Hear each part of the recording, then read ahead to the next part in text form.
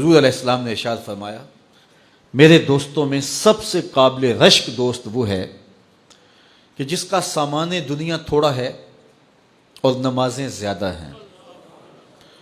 اور پھر ارشاد فرمایا جب وہ چلتا ہے تو اس کی طرف اشارے بھی نہیں ہوتے، یعنی وہ اتنا معروف نہیں ہے کہ وہ گزر رہا ہو تو لوگ کہیں یہ فلاں جا رہا ہے فلاں جا رہا ہے۔ اور پھر حضور علیہ السلام نے اپنے ہاتھ سے وَنَقَدَ بِيَدِهِ، حضور نے ایسے چٹکی بجائی اور فرمایا اس کو موت بھی ایسے ہی آئی، موت بھی اس کو ایسے ہی آئی۔ اور پھر حضور نے آگے ارشاد فرمایا قلت بواکی ہے، اس کو رونے والے بھی تھوڑے ہی تھے، بہت زیادہ رونے والے نہیں تھے۔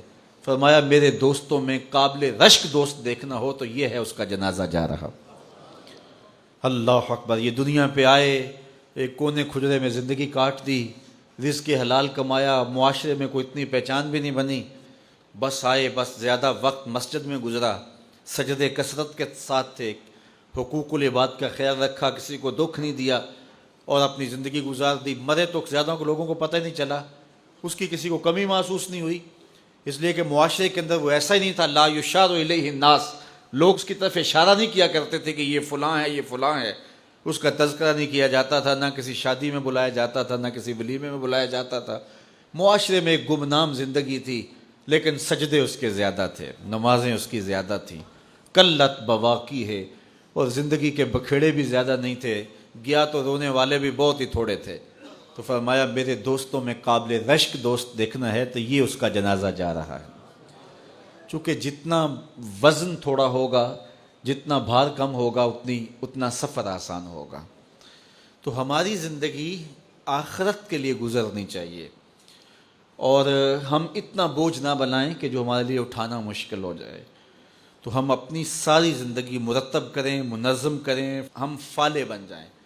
اور قرآن نے فلاح کی منزل بیان کرتے ہوئے پہلی چیز بیان فرمائی سورہ بقرہ میں کہ جس کے پاس ایمان کی دولت ہے، چونکہ اس دنیا پر سب سے بڑی دولت جو ہمیں دی گئی ہے وہ دولت ایمان ہے، اور آخرت میں سب سے بڑی دولت جو عطا کی جائے گی بندہ مومن کو وہ اللہ کا دیدار ہوگا۔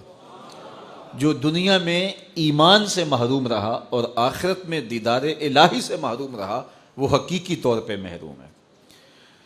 تو میں اور آپ اپنی قسمت پہ بعض اوقات شکوہ بھی کرتے ہیں، حالات کی دکھن اور کڑن بھی ہوتی ہے، اور بڑے مصائب اور آلام ہیں جو ہمیں توڑتے ہیں اور وہ ہمارے خود پیدا کردہ ہوتے ہیں۔ جبکہ ہم جس قدر جن نعمتوں کے میسر نہ ہونے پہ شکوے کرتے ہیں، تو جو نعمتیں میسر ہیں ان کا اگر شکر کرنے کی عادت ڈال لیں تو شکر سے فرصت ہی نہ ملے۔ تو جب شکر سے فرصت نہیں ملے گی تو پھر شکوے کی تلخی تنگ نہیں کرے گی۔ تو اللہ تعالیٰ نے یہ کتنی بڑی دولت دی ہے کہ ہم ایمان کی بہاروں سے مالا مال ہیں، اور یہ میرا اور آپ کا کوئی کمال نہیں ہے، یہ محض اللہ تعالیٰ کی کرم نوازی ہے کہ ہمیں ایسے ماحول میں پیدا کر دیا۔ ہماری ماں بھی حضور کا نام لیتی تھی، ہمارا باپ بھی حضور کا نام لیتا تھا۔ علامہ اقبال کہتے ہیں، تشریف رکھیں، علامہ اقبال کہتے ہیں نام تو از پدرا موختم، حضور میں آپ کا نام اپنے باپ سے سنا ہے، میں نے اپنے باپ سے آپ کا نام سنا ہے۔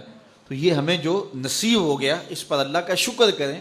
دیکھیے پی ایچ ڈی ڈاکٹر ہے، کتنی بڑی ڈگری ہے، اتنا بھاری بھرکم علم کا خزانہ، لیکن بت کے آگے ہاتھ جوڑے کھڑا ہے۔ اس کو سمجھ نہیں آ رہی کہ بدن پہ بیٹھی مکھی تو اڑا نہ سکے، میری ضروریات کا کفیل کیسے ہو سکتا ہے، لیکن کھڑا ہوا ہے، اور یہاں ان پڑھ ہے، چٹا ان پڑھ جسے کہا جاتے ہیں، لیکن بت کو جو ہے وہ پاؤں بھی نہیں مارتا ہے، وہ اس قابل بھی نہیں ہے، اس لیے کہ اللہ نے اسے مسلمانوں کے گھر میں پیدا کر دیا۔ تو یہ ایمان کی جو دولت ہے یہ ہمارے کسب کا نتیجہ نہیں ہے، یہ ہمارے کسب کا نتیجہ نہیں ہے، یہ اللہ تعالیٰ کے کرم کا فیضان ہے کہ ہمیں ایمان عطا کر دیا گیا۔ تو ساری زندگی بھی ہم اس کا شکر ادا کرتے رہیں تو اس کا شکر ادا نہ ہو، اور ایمان کی جو مٹھاس ہے، یہ دولت ہمیں جو مل گئی ہے، اس کا جو سرور ہے، اس کی جو لذت ہے، ساری زندگی اسی لذت میں گزار دیں کہ اللہ نے ایمان کی دولت نصیب فرمائی۔ باقی جو نہیں ہے، میں کہتا ہوں جو میسر میں نہیں ہے اس کی تلخیاں مٹانی ہوں تو صرف ایک حدیث سے ساری تلخیاں ختم کی جا سکتی ہیں۔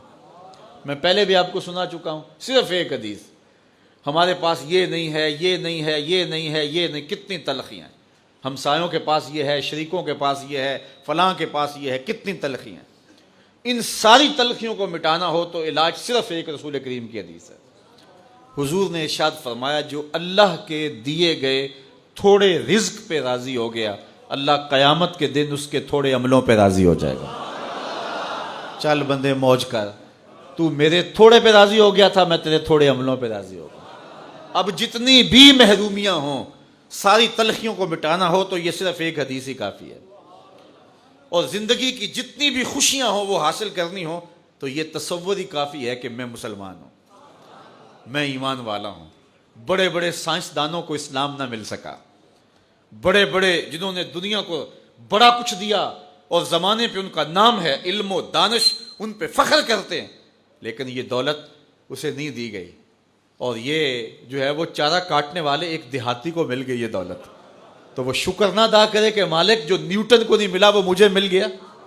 اتنے بڑے سائنسدانوں کو جو نہیں مل سکا، دنیا کے دانشوروں کو نہیں مل سکا، جو پوری دنیا کو چلاتے ہیں، پوری دنیا کی منصوبہ بندی کرتے ہیں، یہ دولت انہیں نہیں نصیب ہوئی اور مجھے ماں کی گود سے نصیب ہوگی۔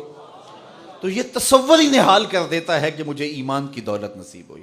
تو یہ سب سے بڑی دولت ہے، اور یہ فلاح کی پہلی سیڑھی ہے اور پہلی بنیاد ہے جو اللہ تعالیٰ نے ہمیں میسر فرمائی۔